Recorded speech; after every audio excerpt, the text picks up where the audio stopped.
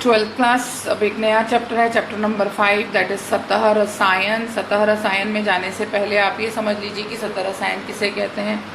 रसायन शास्त्र की वह शाखा जिसमें सतह में होने वाली क्रियाओं का अध्ययन किया जाता है उसे सतह रसायन कहते हैं। अंतरापृष्ठीय सतह को स्थूल प्रवस्थाओं से अलग प्रदर्शित करने के लिए आप अंतरापृष्ठीय रसायन की सतह पर अधिशोषित होने वाली घटनाओं की जहाँ पर जानकारी देते हैं उसे ही सतह रसायन कहते हैं।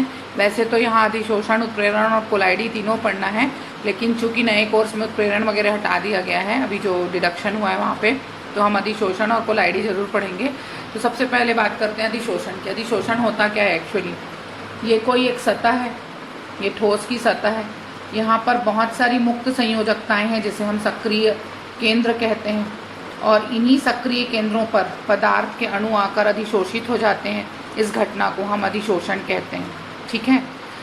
तो कोई भी ठोस द्रव हो विशेषकर उसकी सतह पर बहुत सी मुक्त संयोजकताएं होती है, और मुक्त संयोजकताओं को संतृप्त करने के लिए जब ठोस पदार्थ या द्रव पदार्थ के कण इस सतह पर आकर चिपकते हैं, सक्रिय केंद्रों पर अधिशोषित होते हैं, उसी घटना को हम अधिशोषण कहते हैं। उसकी दूसरी परिभाषा और देख सकते हैं हम, किसी पदार्थ जो कि ठोस और द्रव हो के पृष्ठ पर किसी अन्य पदार्थ के अणुओं का आकर्षित होना ही अधिशोषण कहलाता है। जो अधिशोषण होता है उसके कुछ इम्पॉर्टेंट घटक होते हैं, जिसमें सबसे पहले हम बात करते हैं अधिशोषक की। वह पदार्थ जिसकी सतह पर क्रिया होने वाली है उसे आप अधिशोषक या एड्सॉर्बेंट कहेंगे। जैसे सिलिका जेल हो गया, सक्रिय चारकोल हो गया, एल्यूमिना हो गया, मिट्टी हो गई। उसी तरह से अधिशोष्य, वह पदार्थ जो अधिशोषक की सतह पर अधिशोषित होने वाला है उसे अधिशोष्य कहते हैं, है ना। जैसे आपका प्लेटिनम की सतह पर हाइड्रोजन का अधिशोषण होगा, पैलेडियम पर होगा, आपका घूर्णी जो बहुत बारीक क्रश किया हुआ चारकोल है वहाँ पे ऑक्सीजन, हाइड्रोजन आदि का अधिशोषण, ये अधिशोष्य का काम करने वाले हैं। आगे हम बात करते हैं अधिशोषण के प्रकार। अधिशोषण के दो प्रकार देखिए, एक होता है धनात्मक और दूसरा होता है ऋणात्मक। जब अधिशोषक की सतह पर अधिशोष्य पदार्थ की सांद्रता का शेष भाग अधिक हो, मतलब जितना भाग आपका अधिशोषित हुआ है उसके अलावा सांद्रता का भाग ज्यादा हो जाए तो धनात्मक अधिशोषण कहलाता है, और जब सांद्रता का भाग कम हो जाए तो उसे हम ऋणात्मक अधिशोषण के नाम से जानते हैं। सबसे पहले हम एक अंतर देखेंगे अधिशोषण और अवशोषण में, उसके बाद हम बात करेंगे। लेकिन उसके पहले हम एक क्रियाविधि समझ लें कि अधिशोषण और अवशोषण, ये इस चित्र द्वारा हम समझ सकते हैं।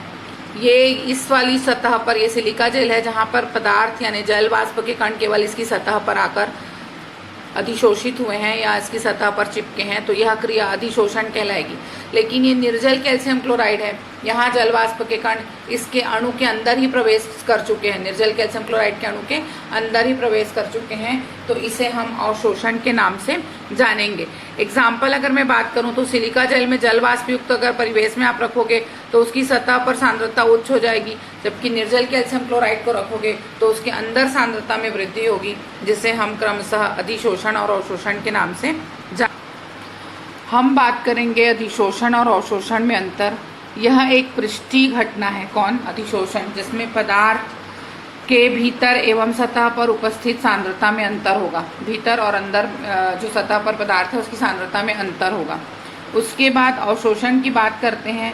यह पदार्थ के भीतरी सतह तक होने वाली क्रिया है, जिसमें गैस या द्रव या ठोस पदार्थ की सतह भीतर तक वितरित हो जाएगी। अधिशोषण का वेग प्रारंभ में तीव्र होता है, बाद में कम हो जाता है, जबकि अवशोषण का जो दर है प्रारंभ से अंत तक एक जैसा रहेगा। अधिशोषण होने पर साम्यावस्था आसानी से बहुत कम समय में प्राप्त हो जाती है, यहाँ पर साम्यावस्था को प्राप्त होने में समय लगेगा।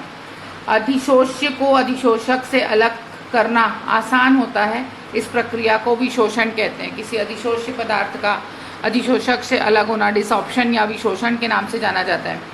अवशोषित पदार्थ को अवशोषक से पृथक करने के लिए विशेष विधियों का उपयोग करना पड़ेगा, जैसे वाष्पन है, क्रिस्टलन है, ये हम पढ़ चुके हैं पिछले साल 11th में। यदि अधिशोषण की मात्रा x/m को स्थिर ताप P और या सांद्रण C के बीच में अगर ग्राफ खींचेंगे तो हमको एक इस तरह से ग्राफ, मतलब जैसे जैसे दाब बढ़ाएंगे अधिशोषण की दर बढ़ेगी। लेकिन अवशोषण की दर को अगर हम खींचेंगे तो एक सरल रेखा प्राप्त होगी जो ये इंडिकेट करेगी कि अवशोषण की मात्रा दाब के साथ साथ जो है वो बढ़ी है और ये एक समय के बाद स्थिर हो गई है।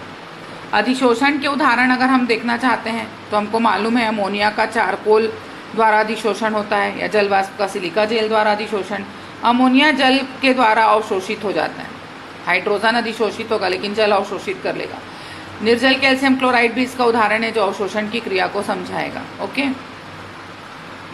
एक अंतर हमको और पढ़ना है, वो अंतर है हमारा भौतिक अधिशोषण और रासायनिक अधिशोषण। अधिशोष्य एवं अधिशोषक के मध्य दुर्बल वॉन डेर वाल बल होता है। अधिशोष्य व अधिशोषक के मध्य दुर्बल वॉन डेर वाल बल होगा, यहाँ पे कोई भी प्रबल रासायनिक बंध होगा। भौतिक अधिशोषण की जो ऊर्जा होगी 20 से 40 किलो जूल होगी, ये 40 से 4000 किलो जूल के बीच होती है। ये उत्क्रमणीय रहेगा, ये अनुत्क्रमणीय रहेगा।